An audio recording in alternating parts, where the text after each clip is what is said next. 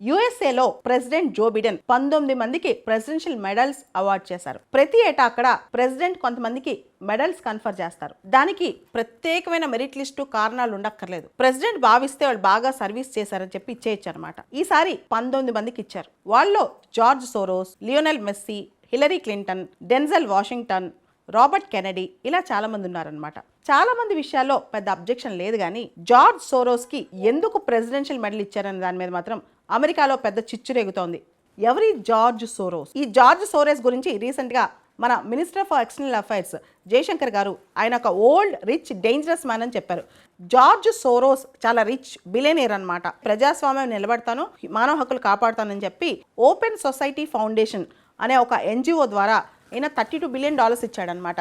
ఈ ఫండింగే చాలా దేశాల్లో ఎన్నికల ప్రక్రియను తారుమారు చేస్తుంది, ఓటింగ్ సరళను కూడా తారుమారు చేస్తుందని చెప్పి చాలా మంది వాపోతున్నారు.